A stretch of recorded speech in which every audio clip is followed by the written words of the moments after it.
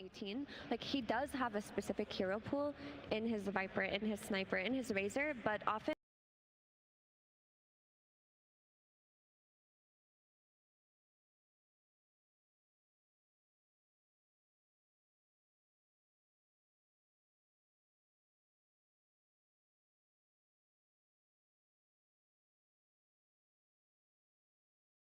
for Whiteman to push the hero forward. If Sniper's mid, getting an additional repel onto the Sniper will help a lot in the clutch moments. Or there's still the Elder Titan that Whiteman's played a lot. Shadow Demon for me is the big one. This hero is still available. Hero that does pretty much everything, but it's just gonna be Mars. It's too good of a pick. It took them a little bit more time to think about it because we said it's gonna be highly contested in this game. Now you need some kind of vision. You have save with the Tusk, but you need vision inside the arena. I have a question. Yes. If Willow was banned out to not make that strong combination with the Mars for Tundra, why wouldn't they just ban out the Mars? I fully agree, but I'm expecting Extreme has already assumed Tundra will automatically go for Mars, because if Tundra don't take Mars, Extreme will go Mars +1. Therefore, it's like, okay, don't ban the Mars, let them have it, and then we know what lane it is instantly. And that was kind of my concern if Tundra did go for this route, because you know what the offlaner is, there's no flexibility with Mars. Mars Sniper or Mars plus any 4, it's going to be the same thing. I'd like to think Extreme just want Tundra to draft in an expected way. But also, they've let Mars through on Extreme. They've run crazy things like Undying plus Medusa. They have their own take on how to beat Mars on lane, and if they take away something like a Willow, they want that combo up because that means that they're going to pick a mobility-based laner from either the mid lane or the carry, and Brambles are so annoying versus mobility heroes. And here it is. It's like, congratulations, you got your Mars, but now you're going to be laning into a Drinking Buddies Tusk with the Shadow Fiend, just constantly pushing down the Mars. And don't forget, what was it, Extreme versus Heroic, where Extreme takes a fight in their own triangle, they clutch up, get 3 or 4 kills, walk down mid, Arme just hits tier 3, tier 4, boom, Ancient's gone. Like, it is scary, and Jakiro, we don't see that. We don't see 2 range heroes often in the safe lane. It's also a flex pick, but I think the Shadowfin is going to be played by Ame in the safe lane, securing the lane, quite a lot of slows, something that Mars doesn't like to play into. And you also have Requiem, so when he drops down the arena, you're a BKB buyer, an early one, you can use that Requiem and try to fear them away from the big team fight. And I like this a lot. I think they're never going to lack damage, they have a good Roche taking potential. And this Jakiro gives them extra flexibility in the draft because now on this 18 pick, they could see what Tundra do here, and if instead of picking for XM, they could pick something for XXS. They could go for a Visage or Enigma, and if they choose to do that based on what Tundra pick here, then they can move the Tusk to position 4, play Jakiro with the Shadow Fiend. So it's a very good idea to set up for their overall last pick this phase. Yeah, and for Tundra, they need to, if they want to keep the Sniper part of the draft alive, this is where you pick the carry. Of course, Luna has been banned out by Extreme. That's often what we'd be calling here, but then they go for Shadow Demon. So Sniper is the mid lane. Shadow Demon are your supports, and I think Tundra has just invited Extreme to, please, try and fight us. If you do, we'll disrupt safe who you go on. There'll be a hook shot to turn around, plus the arena. The entire early game of Tundra after laning phase, you won't see them really make too many smoke plays, but kind of bait Extreme to make these opportunities. And yeah, Extreme now, they want to take the fight. You've got mid lane Shadow Fiend, the carry Void, like this is damage absolutely everywhere. That's why I said that this team is never gonna be able to lose in like 20 minutes, or if it comes down to 40 minutes, they will always have something. So Shadow Fiend, Faceless Void, really good scaling lineup. And they also picked Shadow Demon into Jakiro. I like Shadow Demon overall as a hero, but sometimes it can be tricky. You use that disruption. It's a pretty good setup for an Ice Path once you come out. I really like this. I really like what they've done here, picking the Faceless Void. It's a hero that's not threatened by Mars at all, and it's also going to be their catch for this mid sniper that was confirmed by the Clockwork Shadow Demon picks in this phase. But also, what SF does mid versus sniper is that you are looking at Tundra's draft. They have a Shadow Demon. They're going to stack that triangle ridiculously, but if you can just do a +1 rotation with this SF, with those raises, you can contest those stacks early on. And let's not forget, XM at the Riyadh tournament, he was the SF player for Extreme Gaming. In this tournament, it was Ame, but he has played so much SF, and he's confidently said, if you leave me this hero, I will pick it and I will beat you with it. Yeah, and for Extreme, the way that they pick the Faceless Void is they see a lack of tower damage early on from Tundra, a lack of map progression. So often we'd be saying, you know what, Extreme's draft is a little bit greedy. How do they get online? But how does Tundra actually punish the greed? They themselves want to be efficient. Like Effie's mentioning, make the stacks, farm the stacks. Their entire plan from laning phase is look backwards to your own jungle. Therefore, like Extreme, they're looking good. And I'm assuming the Shadow Fiend will go for maybe, is it like magic damage from the mid lane? Allow your Void to carry. You see Sniper early on, quick jump onto him, but it's choice. Depending on your last pick, he easily can still go for a right click and just ball up into a clicking lineup with the. I'm just very excited to see Shadow Fiend against Sniper, and then the Shadow Fiend played by, and what we determined based on statistics, that is the best Sniper player, so he'll know exactly how to play that lane against that Sniper. Yeah, we've seen usually the counters for snipers were these heroes that could keep the distance, like Zeus, Keeper of the Light, when Sniper was first picked a couple of months ago as well. So you did not want to get killed, you also wanted to get some extra farm, get the stacks in your own jungle. And Magnus, I was looking at the heroes that they've been playing, because he has relatively small hero pool, and if you open up his Dota Pro tracker, he did play 4 Magnus games in the last 7 days.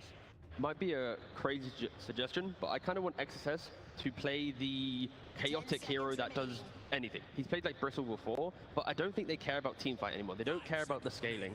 They just want a noisy hero from the offlane. So potentially throw him on like a Bristle, throw him on a hero that can just, you know, farm up the early stacks, because Void can't farm the Ancient. Shadow Fiend also doesn't really, I mean, he can, but I feel like an early stack taker on Extreme, plus map playing hero, soak up the initiation of the Mars, and then give free entry to the fight with the Void or the Shadow Fiend. That's kind of like the archetype of the offlane I'm looking for. Well, XXS, when he first came into the scene, it was his Legion commander that's shown brightest, but I don't know if that hero is dead. It's pretty dead. Oh, too bad. It would be really nice. I mean, if you're talking about noise, we just saw a Timbersaw go overall forgotten in a draft and do a lot of damage in that last pick. But no, yeah, like Bristleback for me sounds really exciting. It also adds goo to amp the tag team, the drinking buddies, the Shadow Fiend with the Void. Like, I think it adds the extra layer of complexity of how do you even beat it. And then same thing, I think Timber, sure, can work really well. I think Kunkka, if Kunkka's still available, right? Something cheap could be really good, something that buys auras, because you have Shadow Fiend, Faceless Void. I don't want to see something super greedy. I think it needs to be something that comes online relatively early on. And the reason why I like it so much is we've seen how good it is against the Mars in certain situations. Ooh. Okay, second Lycan of the tournament. Aurora yesterday, they did bring it up one time, and it looked good. It looked much better than expected with the Wolf facet.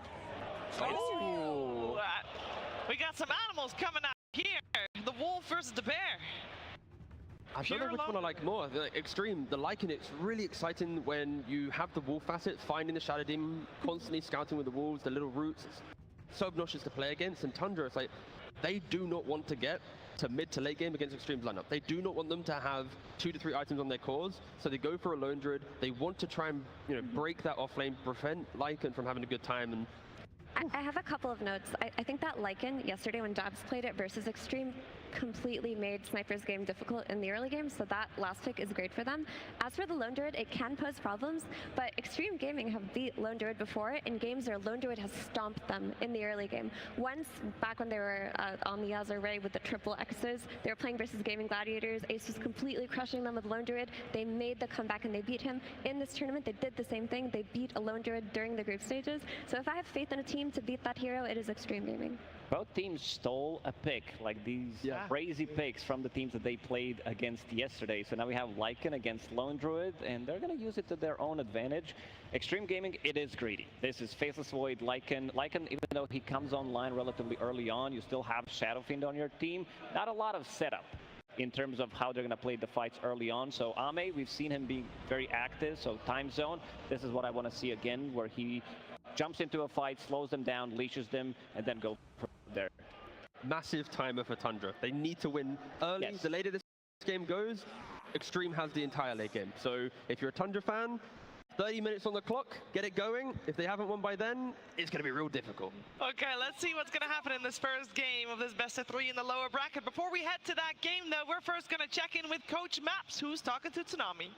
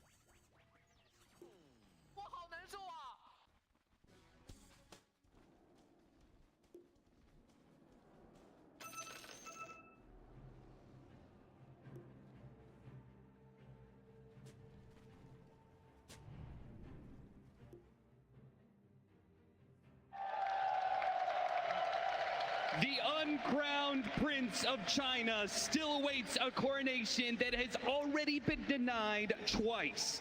This time, standing in his way is a Royal Road Regent looking to add a third Aegis to his armory. It's Ame versus Thompson, Extreme versus Tundra. It's China versus Europe, Avery.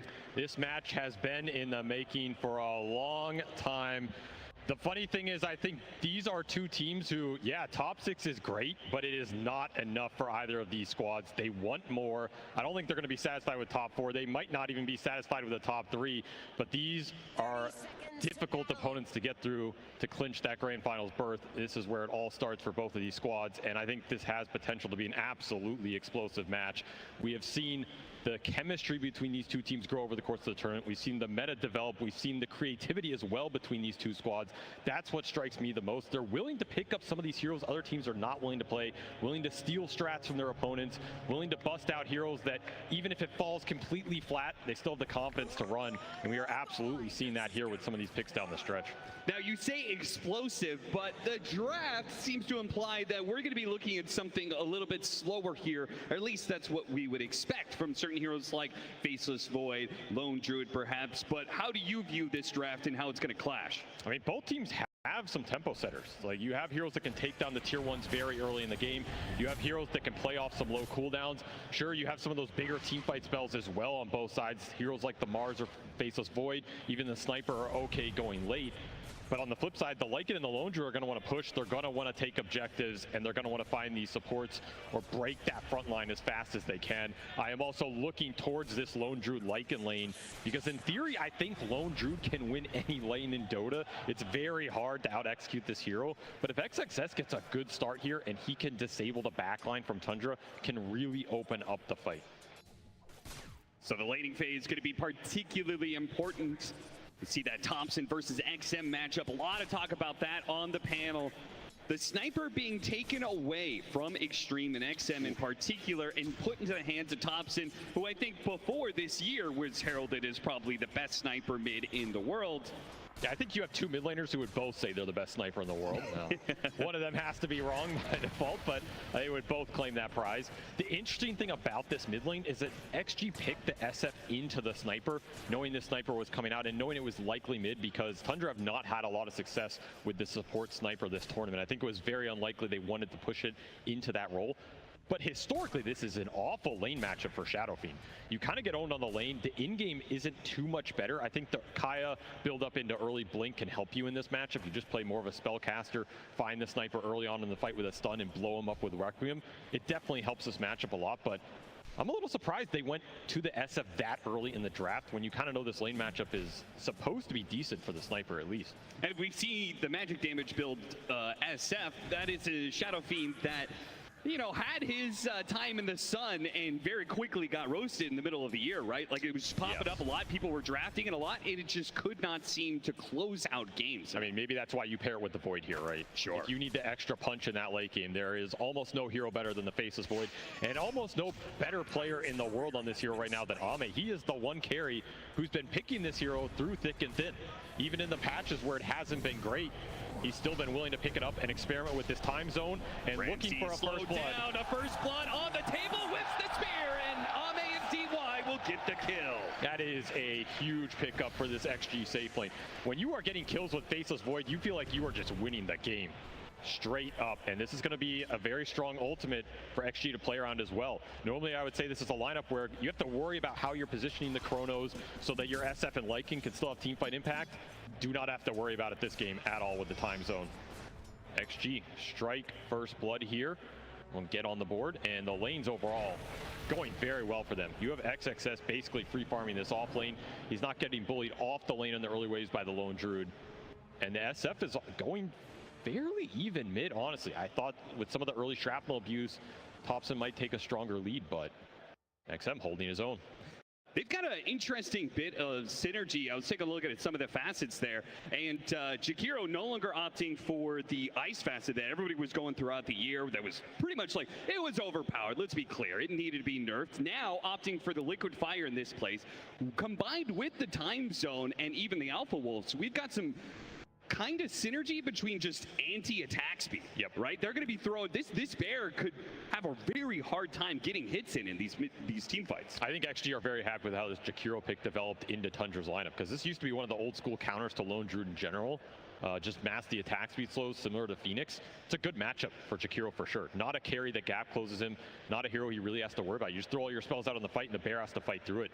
So I think XG are kind of happy with how that worked out. And like you said, a lot of attack slows for this bear to fight through. Pure, he wants a very strong early game here so he can just control when Tundra are forcing the objectives, and you kind of overcome that deficit in the team fight. Yeah.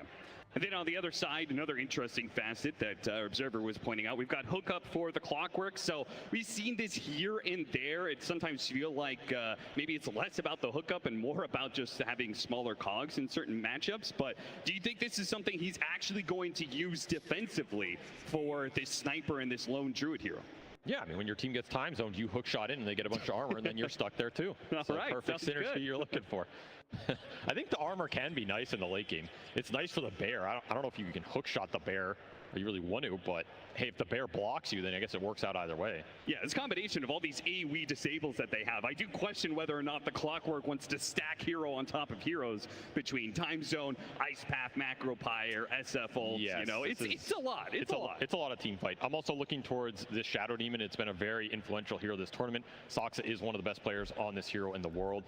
And I'm more looking towards the cleanse. Like, I feel like at a certain point in this game, you almost want to throw the cleanse on the bear to help him out. Just debuff a lot of those attack speeds, those we were talking about, and help him output the damage that you need. This Lone Druid Faceless Void matchup can get scary if the Lone Druid gets out of control. He just starts barreling down your objectives. If you mess up one time zone fight, suddenly Pure has 2 minutes where he doesn't have to worry about a team fight. He's going to take Roshan, he's going to take your buildings, he's going to farm the map. This is not a game where XG can idly throw out these ultimates and just say, okay, like we got a random support kill for our big ults, we're happy with that. Tundra are going to be able to take a lot off the map during that period. Touching on the Shadow Demon, you like the cleanse for this game, but why has this hero been so popular and so successful in this meta? He's a very good stacker. I think his laning got improved a lot, and I think he's really nice with the frontline heroes that have developed in this tournament. Heroes like the Sand King or whatever, you go in, your spells are doing massive damage. If you commit on the Sand King, Disruption bails him out while his spells are still running. Some of these combinations like that are really obnoxious to team fight into, and of course, I mean, Shadow Demon, his scale is monstrous. You go into the late game with this hero, he always has tools he can build into. He's a hard save, he's a hard BKB piercing disable. Pretty hard to go wrong with that toolkit. Yeah, and in this case, you've got some very clear backline you want to be able to save between the sniper and the Lone Druid hero. Absolutely. And especially the Lone Druid hero, right? Putting that, if they try and go on the hero, you put him under the disruption, the bear is still, you know, swinging on you during that time. So I will say, if you have to disrupt the Lone Druid, you might be in a bit more trouble than you bargained for, because that hero, in theory, should not need a disruption. And could just set up for something like a Shadow Fiend ultimate in certain points of the game. Shinkyu barely able to get away from the bear, throws back a little shard, bit of pressure coming out from Tundra. Tundra winning this laning phase for sure, and we're starting to see that gap open up a little bit more on mid. 14 denies for the sniper, denying some of that experience out from the SF in the one-on-one. In fact, XM just forced into the jungle early, getting a little bit of some stacks going for himself. Not too sad about this, but this is kind of the downside of that SF pick into the sniper. You're giving Thompson a very good laning phase here. He's going to have very high solo experience on the map, and if he can get involved in some early skirmishes or make rotations, this is a hero. I think XM might be the best sniper in the world, but I think Thompson is the best at using this hero in the early game, especially if he starts that snowball and he has supports that can play around him. So we'll see how many resources XG decide to put into stopping this sniper around the map, as we've already seen him just rotate the bottom, has an observer ward as well. This is a strong rotation. Do not know if XXS is ready for this at all. Yeah, they saw some of this coming. They're going to pop the glyph to try and keep XX close by. They got him inside the cogs. A guaranteed kill for Tundra. And some pressure on that off-lane tower. Tundra. 6 minutes though, coming up the clock, so maybe you sacrifice the power with this move, but no. Soxa wins the 50-50 anyway, and is going to output some free damage on this SF as his mana pool climbs back up. Very clean rotation here from Tundra, getting the sniper involved early. Now, the big question mark here is, do you rotate back to bottom again to try and kill this Lycan one more time on the TPN and look for the 7-minute Wisdom Rune? That would be some huge rotation potential in the next minute here. A massive win. And and Extreme have been subject to that kind of pressure before. Yep. You're going to catch him here on the Assassinate. Just a bit of damage. Push him back. Disruption. A couple more Shadow Poisons. A Blood Grenade even. Does he think he can actually get this kill? It's going to rely on landing the poisons. He got a fourth one. Needs a fifth one. He got the fifth one. Saksa, the hired assassin. Sharp on his mark. Brings him down. What a move. I thought this was just some harass to clear up the map, but Saksa says, no, my friend. What a pickup for Tundra. The stand-in doing some serious work for Tundra as they managed to get a kill on the enemy mid. 7-minute Wisdom Runes do pop up. It's just claimed on either side. No steals here, but damage on the mid tower is beginning to ramp up. And some morale damage as well. Like, your SF is just dying to a Shadow Demon. There's nothing else happening on the map. This lane was already rough. You traded out the Wisdom Runes, which I think XG are happy about, but you're looking at this net worth chart, and it is a little worrying if you start to continue to fall behind in this early game. Are you going to have the manpower to defend your tier 1s against a push that can come, and guess what? What it's a here. push it is. Tundra, two-man rotation through the gates, trying to catch Ame here. Ame, one-time walk to work with, will be able to walk it off. Can DY do the same? No damage coming in just yet, but they are going to be able to keep this loop around. Is there going to be anybody from Extreme who are going to counter-rotate? Are they just giving up on this? It seems like with 5 heroes in the top part of the map, Extreme say, whatever, man, you can have it. They're going to trade bottom out with the Lycan. That is what they're trying to get right now. Also got a lot of tower damage mid with this Shadow Fiend. Saksa will deny himself back to base. This is not the worst objective trade for XG on the map right now if they don't bleed out some big heroes. They just don't have ults to defend this. You're missing the time zone. Your SF was kind of low on resources, but now they're making the delayed rotation, so Tundra do not want to get caught up here. Ramses. XM throws out the arena. XM stuck on the other side of it, but close enough to get some raises in. And Shin-Q will be able to finish it up for XM, no problem. And now it's in turn Extreme Gaming's chance to take that support kill, or core kill rather, and hit some tower. Thompson just wailing on this tier 1 mid in the meantime, trying to return the favor. He's going to get it pretty low as XG just commit everybody for this top tier 1 as well. A lot of early tower damage and pressure in this game. Which tower do you think is worth more? Which real estate is more valuable here? I mean, honestly, the fact XG got this offlane tier 1 is not a tower I would have expected to go down, where I think these tier 1s mid are inevitable. Like, you were going to get this no matter what. Sure. This is going to open up some room for the Void, make those rotations into XG safe lane a little bit harder. I feel like XG kind of won this trade by some small margins. Like, when you can win these objective trades early with a Faceless Void, you should be happy. And we've seen XG prioritize Ame's farm a lot on this hero in the early games. They're not afraid to commit resources into the Void to have him pay it back later. Nonetheless, a lot of space for Thompson around this mid lane now. They're going to get the deep wards out, try and look for, you know, some of those cheeky pickoffs on the SF or some supports roaming through. Now, Extreme should know, general idea where that ward is, because they had a ward after the tower died. They know that kind of invasion is coming their way, so they had a ward out to see the move. Boy, Ame flanking in the river. Ame cutting in. Looks like they've already caught Whitemon. Ame's looking for a bit more. While they get Whitemon, Ame thinks about whether or not he can keep chasing. 10-minute power rune is what he's going to play for here, and does manage to get an amp damage. That's a nice rune to take away. I mean, I don't know if he wants to be in the river with the Void at 10 minutes, but he will gladly take the rune away. And well, he certainly doesn't want to be top, where the Lone Druid has come through the gate once again to, if nothing else, take the tower. So there's a deep ward up here for XG that can kind of control Tundra's movement through that side of the map, but they probably have other plans, which is, you know, get this Lone Druid massively farmed up top with a lot of the space that's been opened up, and get some stacks going for the sniper. You want to hit these first 2 damage items and then take a good fight off that. Meantime, this tower is still alive bottom. It feels like a lot of this early game is coming down to these tier 1s. Which team gets the better exchanges around them? Do have that HOD up for XXS down here. He would love to start pushing some buildings and getting some real estate of his own. And the bear, hounded by wolves, has to summon a new one here in order to try and contest the Lycan push that's coming in. Jin-Q sitting on the side here, spotted by Whitemon. Scouts him out with the flare. Do they want to try and defend this? Man, Ame has... He has been active in this early game with this Void. Yeah. Maybe not finding the fights or the damage, but he has made a lot of moves on this hero. So we'll open up the last tower on the side lane for Tundra. Create some space and pressure for XG if they can get these lanes in deep. still have that tier 1 mid to play around. We're also still waiting on the level 6s for some of these supports. Like the Clockwork would make it a lot easier to catch these supports, but they'll find DY anyway, trying to D-ward. Gets denied by Thompson. Ame finds some space at the top lane, just keeps on. I feel like he's playing a little game of cat and mouse, or maybe cat and bear, as he's trying to stay away from wherever Pure is set up, right?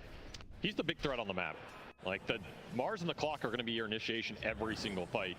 So if you keep track of them, you should be good on this map. And they are rushing towards the Gleipnir on the Lone Druid, and it'll be Hurricane Pike first for Thompson on this sniper. So those are going to be the two big fighting items for Tundra.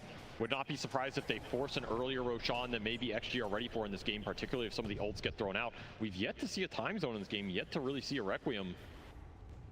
Do have to blink first on XM's SF as well. So this really shows you he wants to try and abuse some of the aspects of this SF sniper matchup as much as he can. Find some of those early kills, put it to use. Still a very even game across the board. Yeah, Tundra just getting a 2,000 net worth lead, nothing major. Large part of that probably due to the tower advantage that they hold. Should keep in mind some of this minus armor synergy XG have as well between the Lycan and the SF. It's a pretty deadly combination for supports. If you ever just get caught randomly in the fight, the wolves start eating you. You get chunked pretty fast on some of these low armor heroes. Yeah. If I'm Tundra, I won an AC at some point in this game. I would not mind a Shivas as well. Super valuable item versus these three right-clicking through. Great target to be able to find. Got him on the other side of the shards, and then no! Couldn't get off the Requiem. Ramsey's interrupted. He will not get it off. Will not get it off. Denied by the full swing of Tundra as they turn that gank around. Beautiful play from Ramses, absolutely reading the map, backing up the vulnerable hero in this Thompson sniper and protecting him in this early game, and you get a big reward for it. 2 kills plus that SF going down, losing some souls. That was the blink move into the Requiem that you wanted to work, and you never even got there. And these are the types of misplays that if you get baited into these plays as XG, you lose some heroes, your towers and your map space is going to start to fall very fast to the Lone Druid. Oh yeah, every fight that you lose, every gank that goes wrong, I feel like you're going to see the exact same scenario, which is Pure and his bear immediately hitting some sort of objective. They look to protect their Wisdom Rune instead of finishing off that tower, which is an interesting idea of priorities there. Did get the glyph. He'll trade the Wisdom Rune, force Ame back to his side of the map. It was a decent amount of space for the Faceless Void, but still an exchange Tundra are very happy with. Now a 4K net worth. Pushing towards some more fighting items. BKB on the Mars would be huge here. Especially since that save, yeah, it'll get the Hurricane Pike, which means now the Tusk is going to be way less effective against this sniper. You need this time zone now. Like, you are getting to a point where Ame has to join the fights to help you lock down these heroes and set the SF damage up. The Tusk is not good enough right now. This is also a point where XXS is pretty strong. Like, he went for an HOD into Drum, 2 early fighting items. You would like to get some skirmishes going with this Lycan, or just be able to even do Roshan right now if Tundra mess up on the map. Feels like you need kills to open that up though. So they're gonna make a smoke play, 3 of them. Not the easiest initiation for XG. Kind of just have to land a shard. And even then, like we saw on that previous gank, it's not a guaranteed kill. They will spot Whitemon. Gonna try and go for him. He defends himself, misses up. Found the sniper. They go for it. Hold the snowball over the top of all these heroes. It doesn't actually stun anybody in time, so XM completely whiffs the Requiem. Just a shy bit of damage there. And Extreme will have to turn suit and get on out of here. Another failed play for them. Does this mean Tundra is going to get aggressive again? Does that mean they're going to try and take another objective? They immediately 3-man smoke up and see what they can find. Going straight into the triangle. Aggressive play, but they know there's no Lycan ult, no Requiem. And XG are likely going to split up on the map, so this should be a clean pick off of whoever they find. Try and get some vision, set up Ramses with his blink initiation, not even needed for DY in this case. He's going to blink deeper into the side of the map, look for other heroes, but it's just DY. Once again, I feel like time and time again, this man has been abandoned as Extreme. No, they cannot stand toe-to-toe against Tundra if even one of their spells is on cooldown. And just look at how fast that tier 2 falls. This is the importance of finding kills with these ults on the side of XG. Tundra are going to get a lot out of the map every time you mess up. And that was just very on-point delivery of that Hurricane Pike for Tops, and that is what gets him out of that gank, and I think it was delivered less than 30 seconds before that gank hits. So laning phase for Tops and paying off here. They've yet to find a kill on this sniper in this game. That would be the biggest prize for XG to slow this game down. They'll have to just fall back on Ame farming. Or do they want to try and force Roshan? Again, they have a lineup that can do it very fast with SF Lycan. Oh, that is an interesting proposition. This is sneaky. I don't think Tundra are ready for this at all. They're not even in position to try and contest this. No, they would have to try and go through the gate, and that would probably be a death sentence with some big AoE spells like that time zone at the ready. So you cannot clump versus XG lineup. So this is just free Aegis into the hands of Ame, I would suspect, yeah. But will that change much? I feel like an Aegis on a Faceless Void isn't going to stop Tundra from doing what they're doing right now. This is not a great Aegis for team fighting, but it is an Aegis you took away from the Lone Druid. I think Pure would have loved to pick this up somewhere in the next few minutes here. Enable his pushing, enable this Gleipnir Bear timing. He's going straight into Diffusal. It's just going to be early fighting items. Tundra are gearing up for the early push. This Bear's a little bit low, might be able to pick up the kill on that, and he does. Plus 300. Forces a resummon. Can still see though, XG, like they do not want to fight this tier 2. No. Just trying to get as much as they can. Trying to get to the Kaya Yasha on the SF to help him get the Requiem off. And it's not going to be Helm of the Overlord. XXS just building, thinking about Vlad's here, more aura items. Yeah, I picked up the shard nice and early to try and keep, you know, these lanes pushed in, create more space for him and Ame to be able to find farm. But, you know, push eventually comes to shove. Feel like Tundra would not be... I feel like they could kind of go high ground at some point in time. Extreme are just going to keep dodging them, right? It feels like they almost want to, but there's just stuff to claim on the map. Pure will TP back, try and find the Jakiro again, and they will get him. DY time and time again. He'll pay the price for the rest of his allies. XG continuing to dodge. I mean, it's starting to feel like whenever this time zone goes out, might decide a lot in this game, because we've yet to see it. It better be the best time zone you've ever seen at this point, because we've been waiting for it for probably 10 minutes at this. But Ame holding on to it. See how bold Ramses feels here with this Invis rune. I don't think he's going triangle with it, but again, it feels like if you get a pick off near XG's base, you just push the high ground, right? Bring everybody back, worst case scenario. Oh! My goodness, that was a close call right there. I mean, again, that is an extremely important blink dodge. Because if you get killed right there on this SF, your high ground's getting pushed. Yep, that is the real dangerous part about dealing with any of these lanes. As close as you are to your base, it also means Tundra is very close to your base as well. They would much prefer that Tundra tries to hunt down like Ame on the other side of the map here, pull all these heroes away, and they're going to do just that. He's got an Aegis, he's got some time walks, he's gonna have to make some smooth moves to get out of this one. His first life is already forfeit. Where's the help? Everybody's so far on the map for XG. A hook shot to follow this up, perhaps. Immediately a fear is gonna be used, and they got him easily. A Requiem that barely touches Tundra for a third time.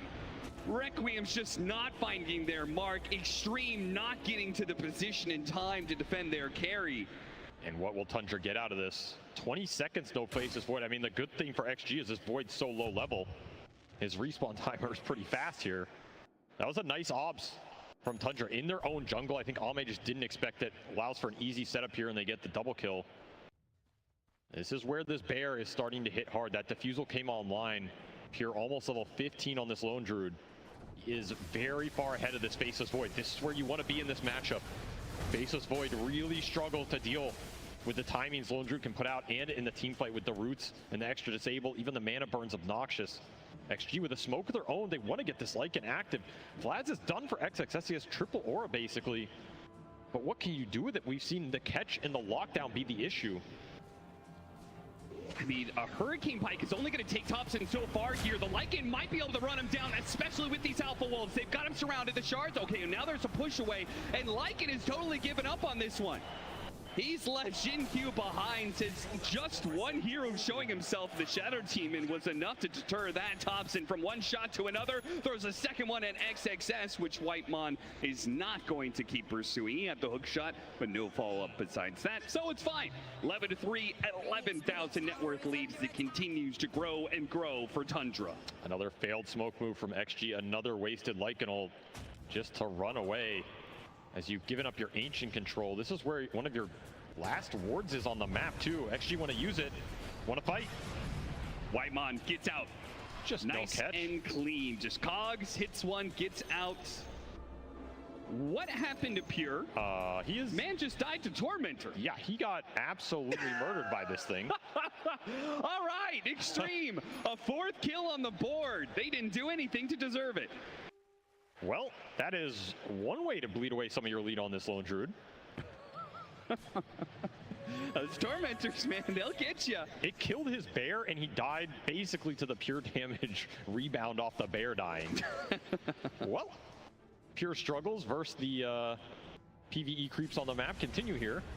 Fitting that, you know, with BB team out of the tournament, somebody else has to take up the mantle of the Tormentor. Did it for the boys out there. Though I will say, this is a big death. Like, it's a lot of breathing room for XG right now in a game they were struggling to find some opening. He's going back for round 2. Okay. All right. I'm just saying, my man, if this one doesn't work, we got to go back and do some math here. Though the fight is breaking out bottom. XM gone. Congrats on your Tormentor. Ramses, meanwhile, he'll win some fights for you. A BKB arena that catches 2. These tag team ganks for XG have not worked out at all. No. Ramses, he's just read them too well. He's in the right place every time. And this SF with no BKB just can't do anything in that sort of engagement. I do call into question the wisdom of going for 2-man ganks in the first place, when I feel like we've seen Tundra willing to move 3 or 4 heroes around the map together. Yep. It just hasn't worked. They're continuing to try and get it to work because they just don't want to bring their farmers into these moves, because then if they go wrong, you're really screwed. You're currently falling behind as XG, but you do have a chance to contest this next Roshan. You're going to not have the SF BKB, though. That's the big missing component here. Yeah. And probably where it went wrong there in that arena fight. So 11,000 down to 8K after an unfortunate death from Pure, but back up to 11K recovered by Ramses and crew. And look at this itemization on Thompson. This is a TI throwback right here. A defusal on a hero that I don't know if XG expected here. Double defusal blade out for Tundra in this match.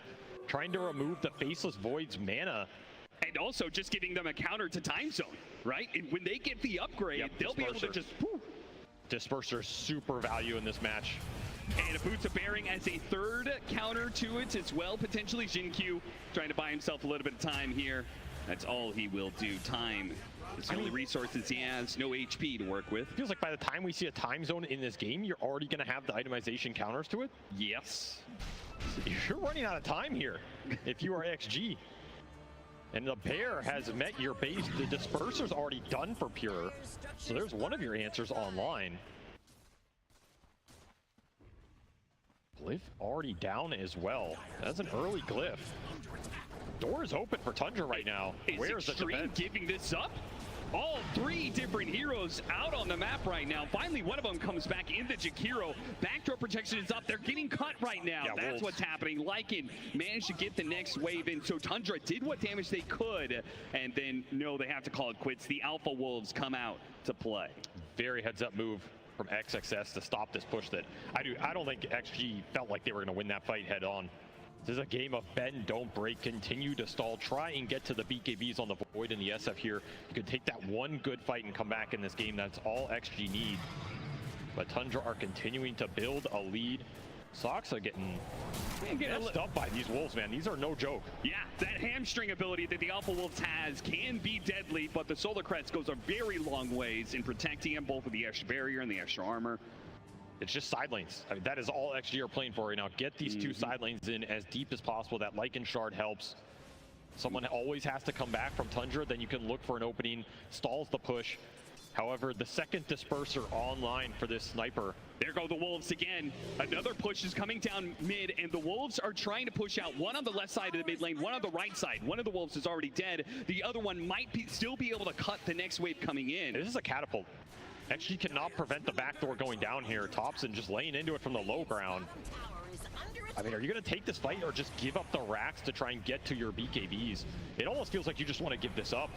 Banish. Ramsey's coming back. A disruption to set things up on XM, who has no BKB to defend himself. He is all offense, no defense. A nice snowball into the neutral camp that they had vision of. He tries to go for a desperate TP out, but he is stuck here. The Cogs stop that one pretty easily. And once again, a duo of Extreme that play together and die together.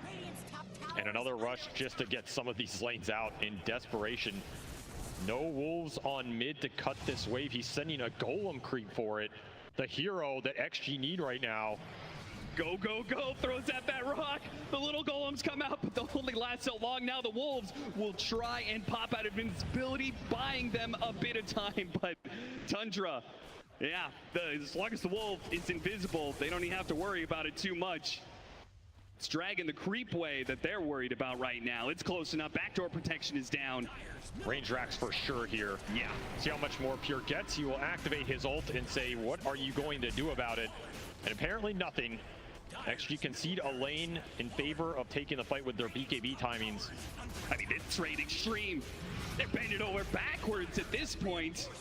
One lane of barracks, now potentially giving up two, just in some sort of desperate ploy not to take a full-on team fight.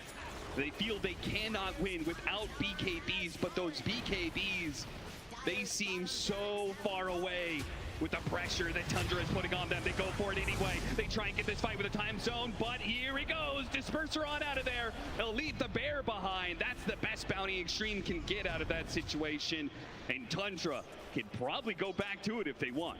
They used Lycan ult as well. They did get the Ags on the Jakiro, so that spell is something Tundra gonna have to think about. DY was farming up a lot in this game.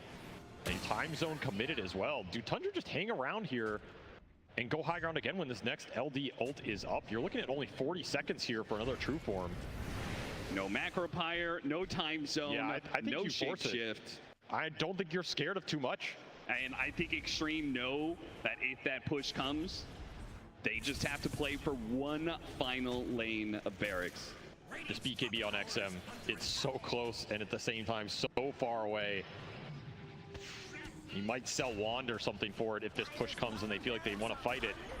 Or just give up another lane here.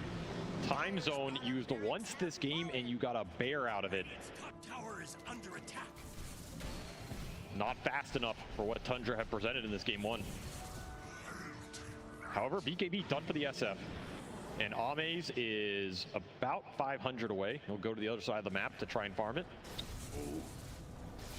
I mean, if Tundra really wanted to go for it, they could try and hit that third high ground, but Roshan is up. Probably a sneaking suspicion that they're just going to do that. I wonder if you try and smoke out and contest this as XG. Because it feels like if you give an Aegis to Tundra, they push your last lane. You're pretty sad in that situation. I mean, Tundra might not even go for this Roche. Just say, screw it, let's just go high ground. They have no answers for the Boots of Bearing that's online for the Clockwork. The double Disperser, we're not afraid of time zone right now. You can always make the jump with Ramses as well. Yeah, the push has come. No BKB for Ame, he's 100 off. Oh, this attack speed slow is not going to stop Pure with an AC.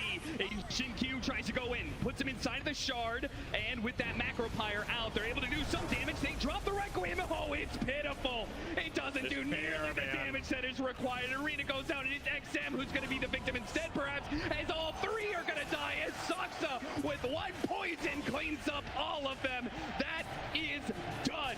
Extreme Gaming. They hardly even played this game. 3 kills to their name before they call GG. That was a very one-sided game in terms of who was controlling the objectives, at least after the first 12 minutes. I don't think that early game was that rough for XG in terms of what those two lineups were trying to do to each other. But once that mid-game came around, after Pure faced out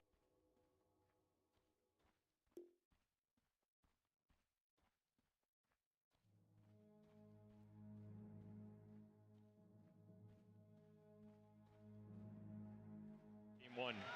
Yeah, I mean, we're talking about the greed of the lineup. If you want to be greedy, you gotta step up and perform, and Extreme certainly did not in this game one. They did not, and that means they are going to a second game, being 1 game down in this lower bracket series, which is a very tense series. Winner will continue on to be top 4.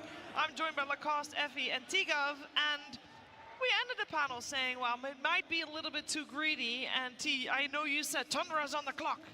They delivered hard. Yeah, they just autopilot throughout the game, and I gotta say for Extreme, this is an extremely weak showing. You know, if you're trying to get yourself further throughout the lower bracket, maybe to the grand finals tomorrow, you can't be playing like this. Like, XM on the Shadow Theme, he gets a quick Blink Dagger, yet to see a Requiem really connect in the early game. Jinkyu moving around the map, again not connecting. Lycan wasn't really able to make a statement, finish the game 0-1-3, and like Arma in the Void.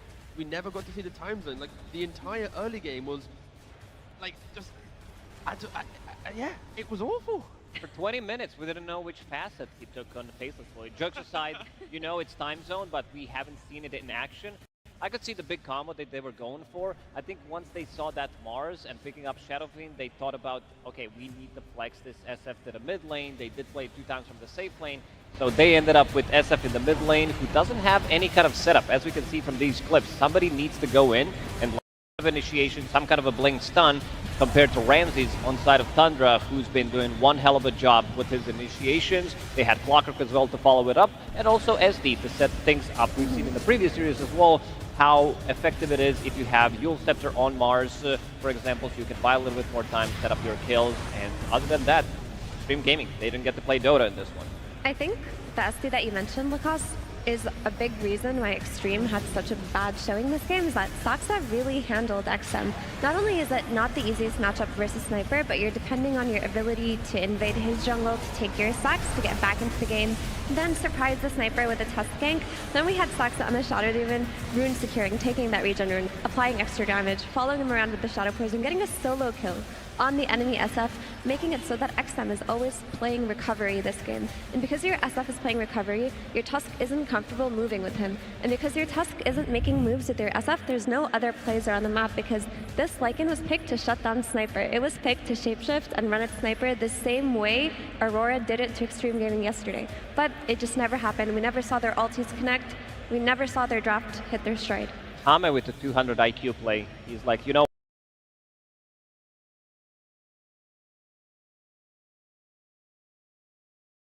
so, very difficult one. I think they were expecting the big combo, because if you are playing for the Chronosphere, you can't use the big Requiem. But yeah, just didn't happen in this one. Way too slow. Way too slow, and I think here, standout player, Tigov, pure on the lone druid, setting that high pace. Yeah, setting the high pace, being able to convert on the aggression, and also when they had the net worth, he was so tanky in his true form that when they did throw all the spells, it's like, sure, you might kill a bear, but you're not going to kill the main lone druid. You resummon the bear, and fundamentally, Extreme had no comeback play because it was so farmed. And again, I like the fact that Tundra showcased what you can do with like an SD and a clock. We've seen before in previous series, like the double low damage supports, but if you have good positioning, if you can keep people alive, you can reinitiate correctly, then it's all about the cores shining. And yeah, Tundra just nearly flawless game. Yeah, and a core that's shown definitely very bright, Effie. We have to talk about this because we started the whole panel talking about Sniper and XM versus Thompson, both top-tier snipers.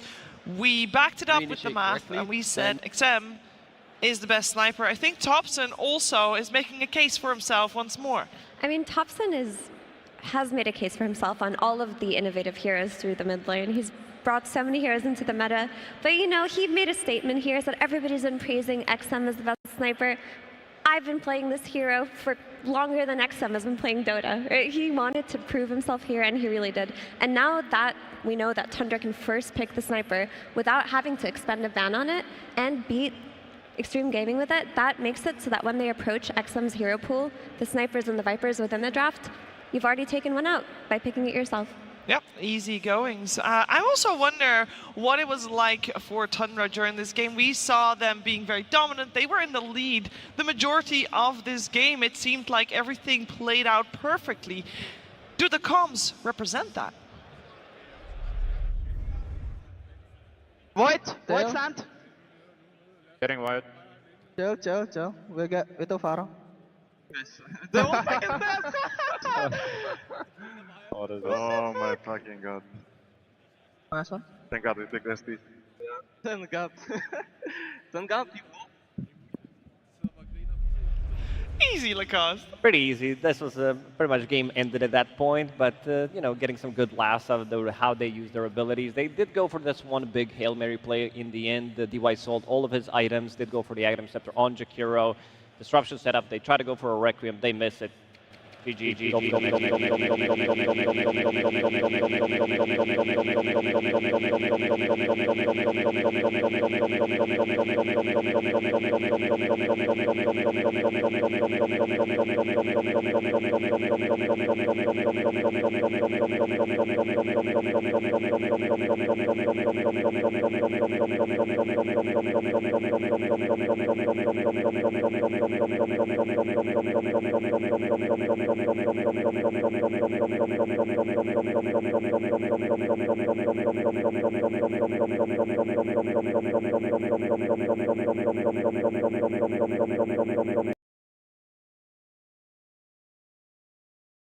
From Aurora, who was already eliminated, and that didn't work out. So maybe not taking strats from teams that are out is the way to go. We saw Tundra taking the strat from Game of Gladiator with the Lone Druid. That played out fantastically. Before we see what Game 2 will bring us, we're first going to see what Slacks is going to bring us in the stage. Absolutely, Sheever. Welcome, my friends. It's time for a crowd vibe check yet again. What a fantastic series. Hello, everybody. How we doing out there in the crowd? Fantastic. We got the front row peeps right here. Now, I heard a little tale here. Who do you want to win this event? Who did you want starting? Well, I was hoping for Team Spirit, but they're out. Ame and Yatro had their fight. Ame won, so let's go XG. Okay, the XG fans. Now they are down again. Need some energy. Of course, we found some XG fans in the audience. What do you guys have to say, huh? How are these guys going to come back, my friend? I have to say, this game is exactly the same versus Team Spirit. It's got 1 loss, but 2 wins afterwards. Ah, do we agree? All right, now, Extreme Gaming is back there right now. They can hear you back there, okay? Do you have any words for anyone on the team, sir? I'm a fan of AME. I like AME for 5 years. I think he always do his best in Dota. He will win next game. As I said in this world, AME will beat Thompson in next 2 games. 小四一定赢! Yeah, boy! Do you think Tundra stands any chance? Yeah, I think the first game they lost because they don't have a very good draft. They lost their lane phase. So for the next 2 games, if they can have better draft, I will say they could win. Seem like you're very knowledgeable. What should they pick? Name one hero that you want to see. What you say? One hero. Who should Extreme Gaming pick? Sniper! Sniper! The only sniper fans in the world. Fantastic. All right, do we have any fans of the... one more. All right, these guys are very excited. Hello? Hello. Any words out there for Extreme Gaming? Yeah, that's me! Woo! Let's go, Extreme Gaming! Woo!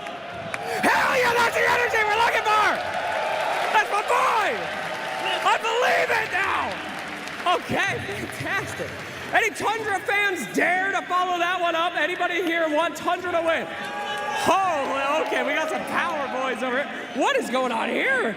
You're looking great, man. There's no light, but I like the show, you know. That's the way, you know, airplane. Yeah, this ain't a rave, dog. You're all right. It's all good.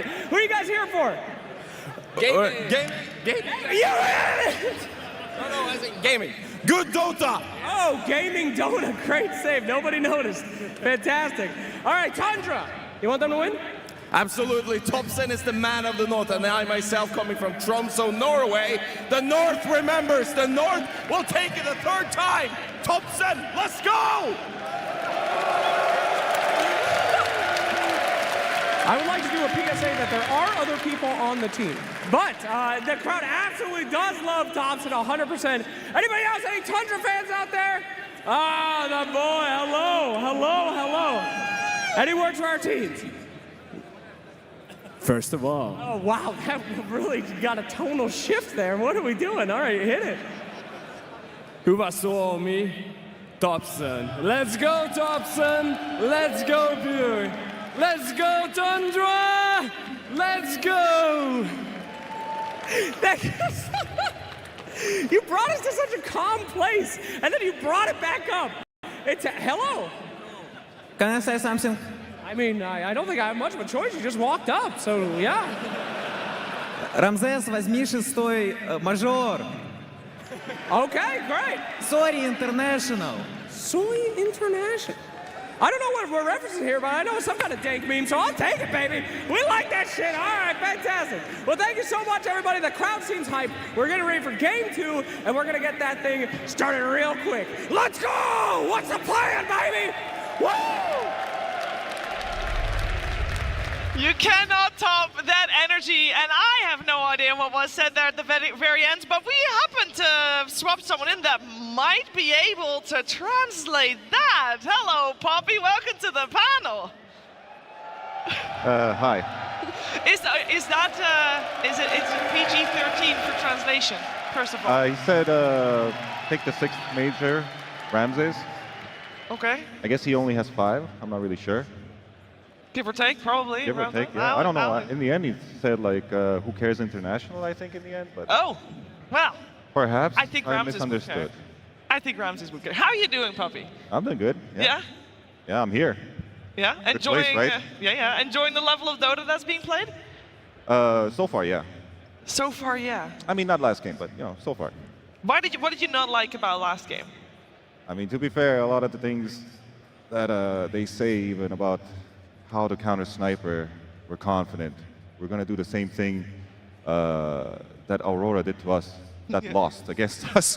They picked Lycan, you know, so it's like, so you want to lose. Maybe that's the plan, but at the same time, yeah. I didn't like their plan, to be fair. Sniper doesn't really care about Lycan, because Sniper has so many ways to get away from Lycan, especially, which is the funny thing, time zone is not working against Sniper. You know, the idea about killing Sniper with a Faceless Void was putting him in place and finishing him there in that same spot.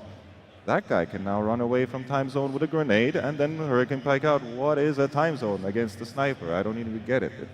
Nothing works in their draft against Sniper. How would you counter Sniper now? Because this seems to be the pick that everybody's trying to figure out how to deal with this menace. In my opinion, it's old school regular jumps. Like, in my opinion, if I'd be Extreme Gaming and I'm in this position where I'm going to lose TI if I don't do something very basic and normal where we can understand and play Dota and kind of vibe it out normally, just pick Rubik Centaur, get on the lanes. If we see Sniper, we go for Sniper and we kill Sniper. Instead of being like, okay, you're going to have to start going behind them with some wolves, and then you perhaps get that thing going or whatever. It's too many mistakes that can happen. Centaur, jump in, kill, okay, good. You know, it's not like Sniper can attack back. So just at least go with that plan. Seems like a simple plan to go for. Another simple plan when it comes to Sniper is just ban it, Effie. That might be one of the things that they'll end up going for, although there is a lot to ban. I mean, they've shown that they can first pick Sniper against XM and beat him with it. They don't need to ban it, and I'm sure they have their own ideas. I like what Pucky said about just get on Sniper with some simple gap close and a stun and kill him. We saw earlier in the Falcon series how effective they were with their Blink DK, with their follow-up from Hoodwink and Mirana. Maybe follow a similar recipe in this game too. Yeah, we'll see if that happens. We're heading into to game number 2, Puppy, here, as there's a lot of pressure. Do you think that the players, like you've been in a situation like that as well, do you think that the players will let that pressure get to them or not? Because most of these players are extremely experienced when it comes to main stage games. Like Extreme Gaming? Apart from XM, yes. Well, in my opinion, anything can happen. It all depends on their vibes. Do they actually believe that they can beat Tundra? It kind of comes down to that, let's say. Because I think Tundra has a gajillion strats. They play a lot of things. I think Pure plays a lot of heroes. He's always been kind of like a connoisseur of Dota. I will play Doom carry, Leshrac carry, depending on what carry I want to carry, Pudge. So they have their own, they have Thompson too. Like, come on, they have a lot of probably ideas. They will choose one of them and go with it. But Extreme Gaming, they also have shown some kind of interesting things. They brought in the Klinks carry back in the day, or maybe even right now. Maybe they should do something similar like that, because this Faceless Void seemed very passive. And I don't want to see passive. I want some Extreme Gaming action going on. Yeah, we saw a very high tempo set here in the first game of the series. Lacoste, I would imagine that that's something that for Extreme is something that they are gonna adjust.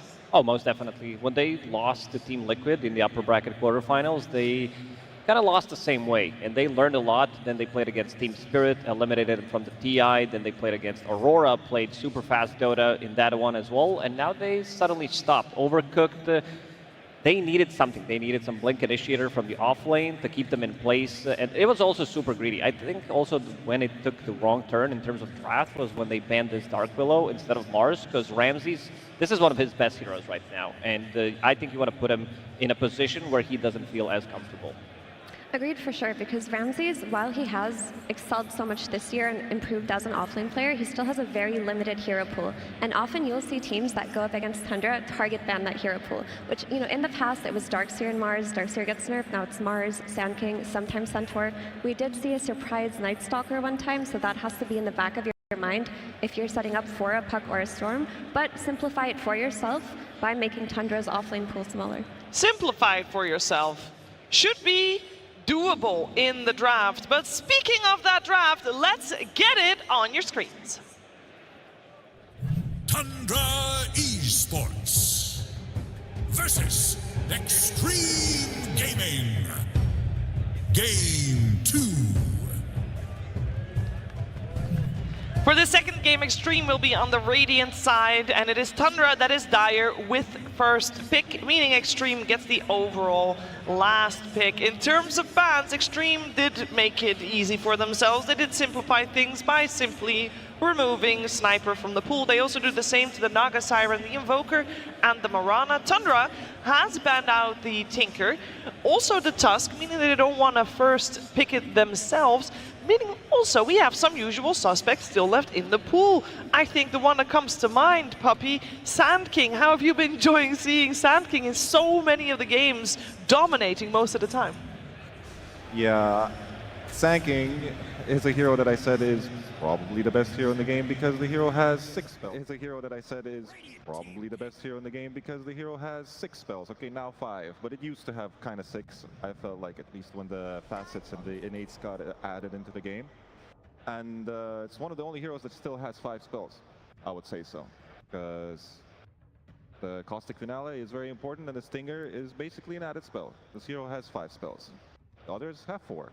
But some of them have 5, but they're not as strong as Sand Kings right now. So basically, best hero in Dota right now.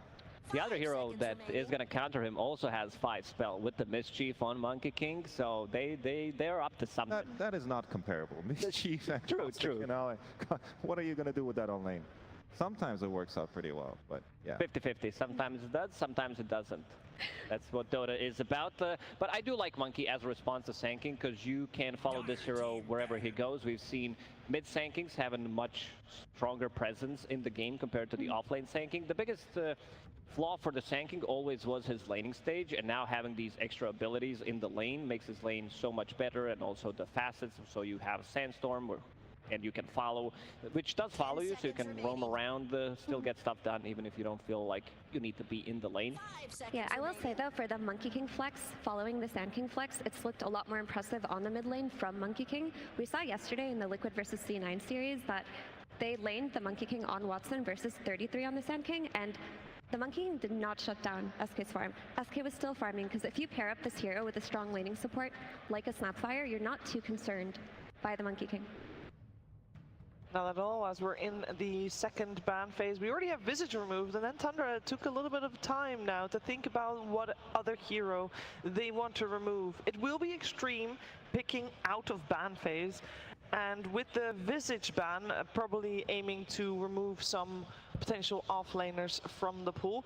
Any heroes that come to mind that we don't want to see if you're Tundra? What could they be discussing, you think, Puppy? I think the meta still revolves around heroes like Omni Knight. Yeah. Because Shadow Demon's out, and Omni Knight, I think, is still quite broken of a hero. Perhaps Tundra is just going to pick it, because Sand King's such a weird hero. I think if you pair him with Oracle or Omni Knight, that hero just becomes insane. You can't even kill that thing. It's already pretty hard to kill it, but if it plays in such aggression that you can't deal with it, For Tundra, it's Omni Knight. For Extreme Gaming, it's thinking Omni Knight needs to be banned and maybe picked right now. Basically, I'm kind of like vibing on towards that idea for a little bit. Yeah, it turns out that the Centaur is for now taken out, but Extreme still as well taking that time. The saving supports the Omni Knight. We saw that ignored in the previous game mostly because the Tusk and the Shadow Demon both made it through. This time around, not the case, as Wind Ranger is banned for now, and the next pick is Extreme's Lacoste. There are still Mars available in the pool. I always say whenever we talk about XXS that he's one of the best Mars players when it comes down to being clutch, his blink initiation, something that we didn't see in the previous game, which they were kind of lacking. So would love to see a little bit of, you know, adaptation when it comes down to the offlane for Extreme Gaming. Yeah, Extreme Gaming have done some Zoo heroes from XXS. They've done Enigma before, they've done Visage, and that's when they usually put Zenku on his signature Marcy. I think that's why they're valuing this Jakiro so much in this draft, even though the hero itself doesn't feel that strong or that overwhelming, but they want that flexibility in their opener so that if they want to later pick their offlane hero, they can just dump this Jakiro on the safe lane with Monkey King. Yeah. We had a very strong Lone Druid showing in that previous game. Is Lone Druid, was it only good because it was like last pick coming out for Tundra, Puppy, or is that a hero that you feel like should be on the radar? It's a free lane against Lycan. It's a really free lane.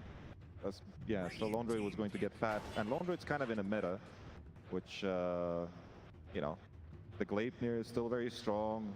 They just needed a hero to kill towers. They wanted to push. They knew that the enemy was playing very slowly. Lone Druid puts pressure on them. I'm not sure if they need to think about Lone Druid right now because all they see is Monkey King Jakiro. If the fight comes back to them right now, if their draft isn't that passive, Lone Druid probably won't work out that well. Fair enough. How do you feel about the support duo that Tundra has secured for themselves right now? Well, to me right now, that looks like Saksa might be playing Enchantress again. Because somebody needs to go to Sanking's lane if the Sanking doesn't go mid. And I'm not sure if they're going to lane Sanking with Clockwork together. They might, but then there might be some issues there against Jakiro Monkey King where they start kind of diving on the Sanking. Maybe they can do tree cutting, oh sorry, not creep cutting, not tree cutting. But Saksa has been pretty good with cutting the creeps with 33. They've always strategized stuff, but we'll see. So they pick the Nyx here to counter Enchantress.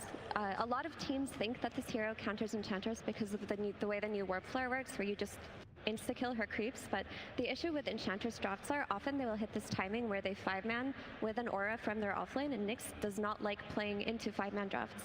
So the question of Nyx is, how much can you get done from that early game? How much can you shut down Enchantress and make this pick useful? How early can you get your level 6 and play off of your mid laner? Because if Nyx has a hard time in the early game, it's hard to come back versus a draft like this.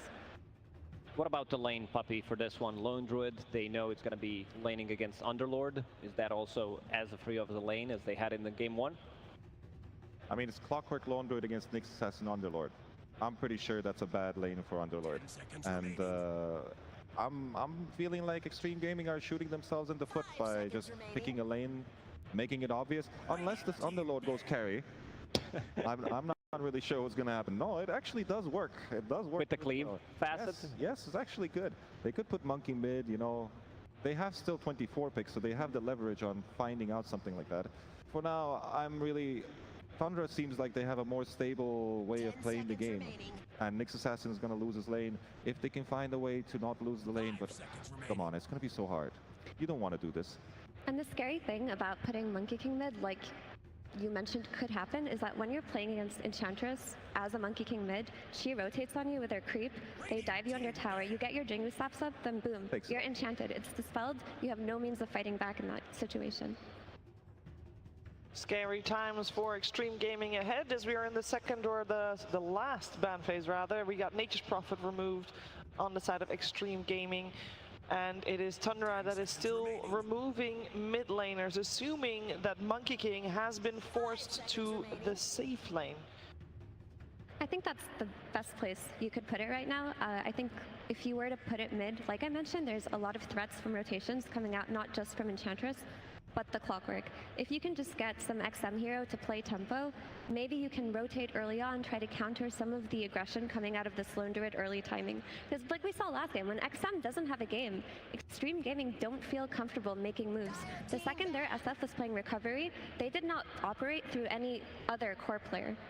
And they do have much better tower defense when it comes down to them parking heroes in front of the tower. With this Underlord, they have a little bit of extra global presence. So Nyx Assassin, he goes on a hero, he finds the target Underlord with his ulti, so you can bring extra heroes, Monkey King, as well a hero who can jump from the trees. He can pretty much be anywhere. So Nyx Assassin, they did go for this like scouting tool in the previous game with Lycan, didn't work out. Now you're going to have Nyx Assassin, Monkey King setting things up for potential Underlord gate play. So they might have good tower push to, you know, to decline it and stuff like that, but they can dive them.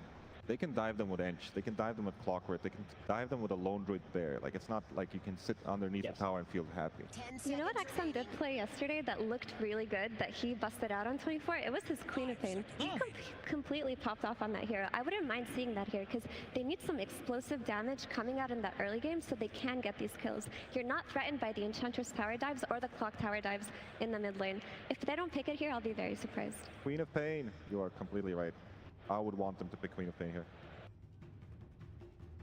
Let's see if Tundra can pick something to dissuade them from that. That Sand King could still go either on the mid lane or on the off lane. Both Ramses and Thompson play it, so they might want to pick something against it, and that, if correct me if I'm wrong, would be either Thompson Rubik. That's mid Rubik for sure. One of the worst matchups in Dota, I would say, is Underlord against Rubik. You're giving him 2 spells with the spell amplification, with his cast range, he becomes a better Rubik. Let's say you're sitting in Cog's Sandstorm, Sanking Stun with the Firestorm on top of it. These heroes are going to disappear. But it's risky, right? Because you put yourself on an even bigger timer, because your Rubik, later on in the game, he's going to get caught up by the Nyx. Once Monkey King gets on a BKB, jumps him with the +1 from XM, there's no saves on the side of Tundra. Their supports an Ancient Clock can't do much by means of counterplay, so Tundra has to be aggressive, aggressive, aggressive, and not ever be on the back foot in this game. Although Rubik does have magic resistance. And Nyx does deal a lot of magical damage only, besides the right click of the ultimate. And they'll go for the XM Viper in the end. It is one of his signatures. It's not that Queen of Pain that we talked about. This Viper, how do we feel it fits in, Poppy? Are you happy to see this hero pop up? No. No. But what you gonna do? You gotta fight green with green. You know, you pick Rubik, you answer with Viper. I think the cool thing about Viper is that you're not really giving away many spells to this Rubik mid, like simplifying the mid lane matchup. Also, in that game I mentioned, ESL Malaysia earlier this year, they did beat Lone Druid with the Viper mid. I mean, Belly Flop got nerfed, so it's not as effective as a tool versus it, but at least they're going to have this very reliable mid laner that isn't going to be playing recovery the way he was when he was SF. Yeah, so they counterpick the mid lane, which is going to be a tough one for Rubik. In terms of spell steals, there are some really nice spells to steal throughout the whole game, but I like what Extreme Gaming cooked. It's a draft that can fight much earlier compared to the previous one. They're not so much cooldown dependent as well, and I see a lot of damage on their side. If they're able to execute with the Jinkyu Nyx Assassin, Viper is a slower hero from the mid lane. We don't see him, rotate as much as other mid laners, but I think we're going to go to game 3. Are you agreeing with that one, Puppy? Are we going to a third game? I'm not sure, but my heart says Ame, but, Tundra, in my opinion, is going to win this game. Okay, we're going to find out what's going to happen in the second game of the series. Will it be a final one? Will it be another 2-0, or will we head to a third game? We'll find out, but first, some words from the coach. Prepare for battle.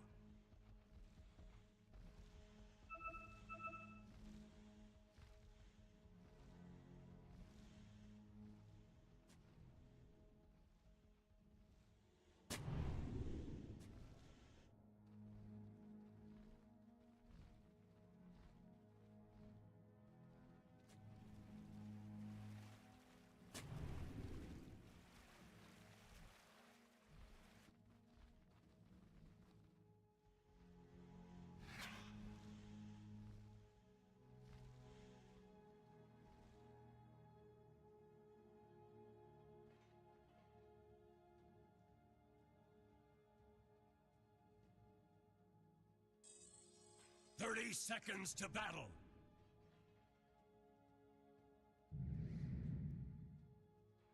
Ah, my old self.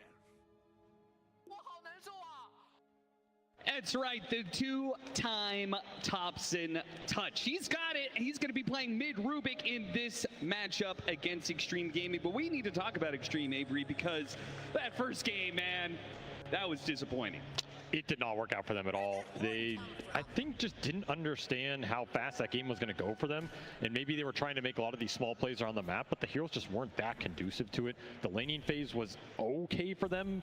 You know, this is a team that's okay playing from behind out of the lanes, but you can only get away with that so much in a top 6 of a tournament which is featuring almost entirely European teams, right? These teams play very fast, they own the lanes, they come out blazing, and then they have heroes that can convert into objectives very quickly. It is a very similar lineup here for Tundra. They have a lot of team fight, a lot of ball potential, some sustain, and another lone druid that could just get absolutely out of control.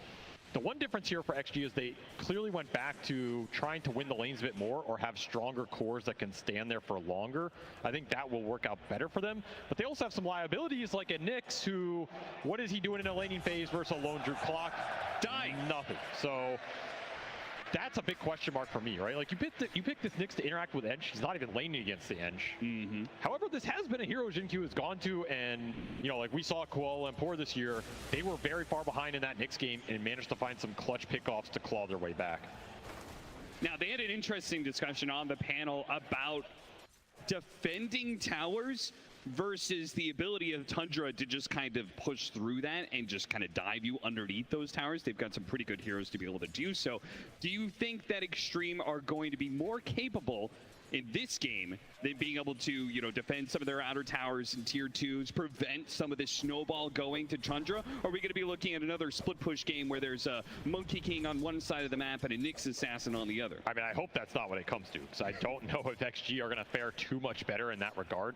I think they have a much faster carry. That's the biggest difference, right? Yes. Ame had a very rough game last game. He had about 2,500 hero damage in that entire match. Oof.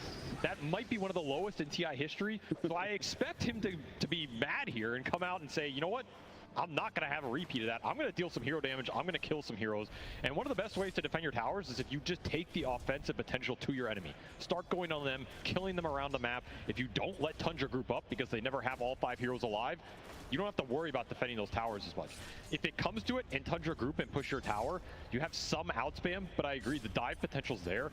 And Lone Druid, I mean, this hero's just, he's disrespectful. There's no other way. He's a dishonest hero. He's dirty. There's a reason all these dirty, dishonest European teams are spamming him, you know? Like, this hero just ignores a lot of the basic mechanics of Dota. If he wants to push your tower, if he wants to dive you, and he has double summon up, he's going to do it, and he's probably going to get away with it unless you bring everybody.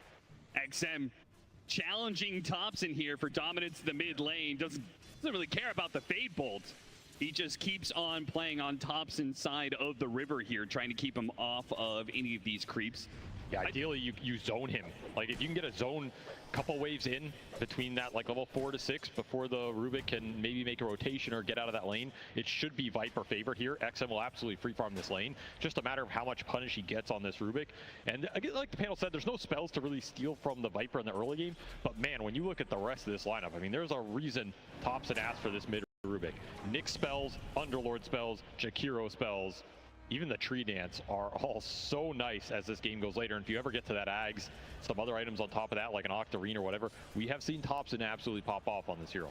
Yeah, it combined a dominant laning phase for the Viper, who's currently sitting at 16-7, so very good start. Do you think we're going to see support rotations into that mid lane as well to try and keep him down even further? You can rotate this Enchantress. You have very good early game presence on the supports for Tundra, but it's kind of a scary hero to rotate into because XG can TP their own supports in and they have a lot of turnaround potential. Clever use of the enchant there to dispel off the Jingu. But Ame gets it anyway off the Boundless Strike and will be able to get some lifesteal, pump up his HP a bit more. To me, the big question this laning phase is what happens on this top lane. Like, how much does this Lone Druid get to punish this double melee lane? And can XG fight back? Well, right now, it looks like the double melees are trying to punish Whitemon for going for that Cogs to get some damage on him and are able to kind of fight through. But yeah, the Lone Druid is still in prime position, 23-8. That's scary. Like, this hero with a good laning phase is just in a world of his own. I would really like if XG try and put some pressure onto the lone Druid, at least a little bit, before he just completely gears up into the Gleipnir. Like, if you can snag 1 or 2 kills on Pure here, you're going to feel a lot better as this game progresses. And you have heroes that can do it. Like, Monkey King can rotate into this lone Druid, catch him from the tree line, stun him before the true form goes off. Nyx can do something similar later on with the Vendetta. You have some cool ideas here on how to start on this hero, but a lot of it is dependent on that first 1 or 2 kills are the most important here to snag at some point in this game for XG. Yeah, I feel like the laning phase interaction mechanics are important, but I almost feel like, especially watching a lot of these Western European teams, that it's who uses the gate more effectively, and that, you know, post 5 to 10 minutes area, you know, what carries are going through the gates, what supports are able to go through and successfully gank. Here, though, no rotations required, perhaps, as XXS finds himself isolated underneath his battery cell, takes a lot of damage for it. Jinq trying to run interference. Also takes a healthy amount of damage before hitting the impale. I mean, they're fighting back on this lane. It's not going too bad for XG, and this is maybe a more stable laning phase than they had in that game 1. The Viper's going to continue to power up. The Monkey should be okay on this bottom lane as he is getting harassed, and Enchantress is annoying for your Jingu stacks. Another go here. You do not want to feed kills to this lone Druid. Are they going to get this kill first? They do! XXS barely manages to get the cleave through to get the kill on Whitemon before he in turn falls to Pure. So it is a support for core trade-off, but at least that core was able to get some experience for the kill. I'll throw a little puppy paws on top, no problem, you know. Yeah, paying homage to one of the greats, as the 6-minute Lotus is going to be coming in quite soon. We do see that the CS differential on mid start to open up. So these trades happening top, I mean, you just have to battle through them if you're XG, but you're trying to win the other 2 lanes, right? This is your sacrificial lane to a degree. You want a strong Viper, a strong Monkey King here. And if this Rubik continues to suffer in this mid lane matchup, like, this is a hero that does not like getting his XP sapped or being forced off of waves, right? You really want a fast 6, you want a fast boots, you want to be able to move around the map, get involved in the early fights. This Viper, if he just sits mid and if Rubik rotates, you match him with a TP of that lane, I could see XM feeling very comfortable in this game, and this is one of his signature heroes for sure. We talked a lot about the sniper in game 1, but this is a hero that XG have just won tournaments with. Jinq will walk off what has been a tough lane to get through, but they are clawing their way through it here. Speaking of this Viper, I mean, it's all well and good picking this hero to win the laning phase, but we've seen through various metas, in fact, this patch as well, the Viper has been picked up, and while it may do well in the laning phase, it hasn't managed to win the game. So what is this Viper going to be doing for Extreme Gaming going into the mid game? I think they as a team play around these turret heroes better than a lot of other teams. Okay. They know how to move the hero around the map, take proper fights with him. So that's the biggest thing, right? If this Viper moves, you need to get a lot out of it. And if he doesn't move, ideally you abuse his laning advantage, either rotating and snowballing the hero. I'd say that's how someone like Gaiman would play with it. Or you're confident in the scale. You have things to back him up, and you're just confident in the core matchups. 7-minute Wisdom Rune. It's about to spawn soon, and the pressure is amping up in the off lane, where XXS is getting dove by an Enchantress Clockwork. They turn around, though, and they're killing the bear. That straight up is going to be a 300 gold for XXS, and the defended tower, but the Wisdom Rune still needs defended. Saksa, he tried to make a play for it, but he sees double supports and finds that it is not a Wisdom Rune he should be worrying about. It's his own life, stuck in a corner, and killed. Did you get the steal, though? Whitemon. Ame gets the steal on the other side of the map, though, so it's still even. Whitemon commits for it underneath the tier 2. The creep wave is coming in, though. He takes a couple of tower shots, and now slowed down by Jinq and XXS. A second support punished for Tundra daring to go for that dive. Almost a catastrophe for Tundra on that rune fight. If they don't get that Wisdom Rune, I think they are basically walking away with nothing there. Lose a bear, lose 2 supports, especially early fighting supports like Enchantress Clockwork. This is not the support duo you want losing in these open exchanges to what some would argue is a little greedier with this Nyx being there. That is a lot of net worth and experience going to Jinq off this laning phase. He is very happy with what has happened in this top lane. We did see the dive potential, but that bear was just too low HP, and this Underlord, not an easy hero to dive this early in the game. No. Part of the reason that Extreme did pick it up, right? It's going to be one of the best heroes to deal with that kind of extension by Tundra. Managed to hit that stun onto the Enchantress. The poison burst. It looks like it's combating against the Wiz, and it's just not going to be quite enough damage. Turned around the Viper Strike. That breaks the Viper and makes him so much easier for Whitemon to kill with that magic damage. Jinq up next, bro. Perhaps as he hits the impale, but look at him looping around from the side is Pure to help get this kill. They are not afraid to move their carry around, and he provides just the extra bit of damage needed to get the kill and straight into the mid-tier 1 tower pressure. DY trying to clean up this Enchantress. Very close, he'll snag him. Big pickup for him on the Shakiro, almost pushes him to level 6, but that tier 1 tower is absolutely gone. It's a very similar game. You misplay versus a lone druid lineup, you're going to lose objectives. And that is just an open area fight that does not favor XG. That's where the Clock and the Enchantress just thrive. You're going to get punished every time, and some nice spell play from Thompson to turn the Viper against himself. I mean, that is the one spell you would want this game, this Viper Strike. It's going to be absolutely nasty against some of the cores here on XG's side. Yeah. Viper really cannot afford to give that up too often. Jin-Q TP down to this bottom lane, but Ame backed away at the same time, so... It's going Battle Fury? Okay.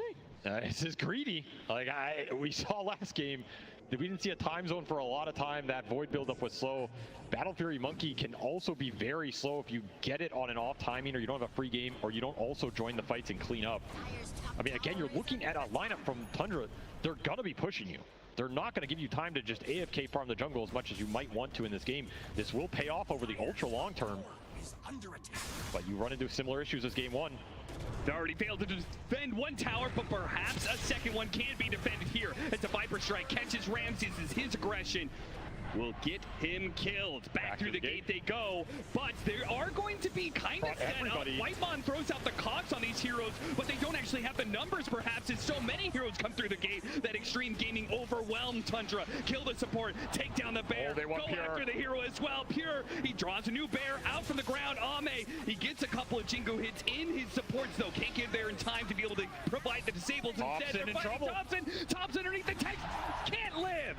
Meanwhile, Ame gets turned around on by Pure, who pops his ultimate and his bear, managed to double team the Monkey King, and will do the same to the Underlord. Pure is so strong in this early game. Diffusal already up, Spark of Courage going to work. In fact, 2 Sparks of Courage. They both will activate here as they get low, and XG just overextends. Super nice gate movements. They do get the Rubik pickup, and the Viper stays alive, so that little battle they won. Thompson going down again. His game is very rough at this point. But would you sacrifice a little Rubik net worth here to boost the Lone Druid into this position? I think you would. Yeah, I mean, the Lone Druid is the entire key to your lineup, right? Yes, he is the fulcrum. He is the hero you're going to fight around and try and snowball this game off of. And it is a 3-0-3 start for Pure on this Lone Druid. He's very strong right now, almost level 10. And he's going to take even more as he comes through the gate.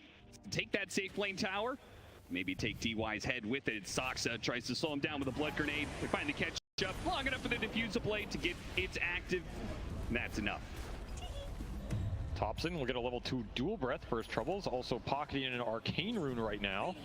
So he's poor, but he has some spell power to play with and can easily join these fights. He's going to get a bunch of gold off the objectives as well. So as Pure opens up this map, it'll help him recover. And you can definitely go in for early Roshan this game if you are Tundra. Enchantress can help boost it up. Got some Skelly Boys for some extra damage. XG continuing to look for trades, very similar to game 1. They have some gate potential like we saw there. I like the idea of just making these fast moves with everybody outnumbering Tundra. If they had snagged that lone Druid kill, this game might have just swung completely in their favor, but another quick find from Jin-Q. I mean, he's having a great game here on this Nyx, all things considered. He's level 7, Urn already up, going Vessel on the Nyx to try and deal with the lone Druid heal. Try and push through maybe the Sand King Bloodstone a little later on. And that Bloodstone is going to be happening at this rate, because Ramses, we haven't talked about him hardly at all, but he's just having one of those quiet farming games for the Sand King, which he does do, right? We saw from like 33 Sand King, for example, just hoovers up all these neutral creeps, collects all this gold, all of a sudden comes out, and he's just a team fighting menace. He's got 6k net worth right now, well ahead of anybody else on Extreme. It'll be first item pipe for him. So he's going the team item over the greedier option. Hookshot lands, Thompson tries to follow this up, but a gate from XXS keeps him away, manages to steal that gate. Can Thompson do anything with this, though? A very interesting spell to have. An opportunity to meet Extreme's movements, perhaps? A way to be able to outmove action. Yeah. I do like the pace XG are bringing here compared to game one, at least. Right? Yes. They're making a lot more moves. The moves are working for them. They're combining a lot more heroes very quickly. You can see the idea. They just don't want to get outmatched in that department again. I mean, they've already tripled up the number of kills they got in game one. So yeah, I think Ame's tripled his hero damage too. So I think things are working out a bit better here. And this Underlord is going to be a menace in the early fights. Like, he's going to have a fast pipe himself. That is a really big item for XG to rally behind. You know, Viper, you put this Viper in the front of the fight, you throw some auras behind him. If you add a little bit of sustain, sometimes he can just stand in the front line, versus the Sand King, versus the Rubik, and be really annoying with that corrosive haze and the corrosive skin going to work. So I can see this ball coming together for XG, but this is a very pivotal next 5 or 10 minutes here. Cannot start to bleed kills and objectives, and you really need to get Ame past this kind of mid-game point of, okay, he's closing in on the Battle Fury, but how much time are Tundra going to give him to use that Battle Fury before this game heats up? Because you are still looking at a very farmed Lone Druid. yeah, he is over 2k ahead of the Monkey King, and he's got Sand King with a pipe complete. So the bear does a lot of damage. It's got some catch thanks to the Diffuser Blade inhibit, potentially the root as well. And you're not going to turn around and kill it, not with the extra magic resistance the pipe's going to be able to provide. So add in even more free power runes for Thompson everywhere he goes, because Extreme Gaming refused to play the middle part of the map. They've conceded that area time and time again and will just play the side lane. Shin-Q, Whitemon. They want this Underlord up top. XXS will try and vacate the area. Do you gate on him here? It's a big question. And stolen spell still available for Thompson. He'll TP back. Tundra, I assume, are playing this part of the map for Roshan, right? Like, we want to take these offlane towers, but also Roshan on the table, you said, was pretty he's going to gate Ame bottom, maybe. Oh. Yeah, Aerostrike hits him, and here comes the gate. A move that Ame was not expecting. What does he do about this one? Hits the trickery, but he knows he's got to run the magic damage to Thompson. It's easily going to overwhelm him. Finally, the gate is put to use here, and Tundra back through it to the other side of the map. Very efficient move. Thompson was pinging that one out. Just an easy setup here from Ramses. He'll even go through the gate, so Tundra bringing 5 heroes back this triangle, and XG's smoking straight into them here without the Monkey King. Fighting without the monkey is a bold move, and they've already been jumped on, but what an Ice Path Macro Pyre! A beautiful hit that does no damage, though. Pipe shrugs off most of it. Poor Ramses is stuck inside the Macro Pyre for so long, he almost dies. Still, though, the fight is good for Tundra. They keep chasing after heroes. DY is going to be stunned up long enough for the rest to follow it up. The bear does not quite die. So both Ramses and the bear get low. Nobody actually falls. Tundra picking up a 5k net worth lead now. 3,200 damage done by XG, and they kill nothing there. Yeah. Just all gets pumped into this Sand King pipe, and the sustain. The bear took a lot of it as well, but Pure able to TP it out in time. Even 6 poison stacks did not bring it down.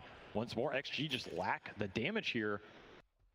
Now Blink is up for Ramsey, so you have more initiation power, more dive potential. Stolen Firestorm is perfect to get the damage. The Underlord, a tanky here.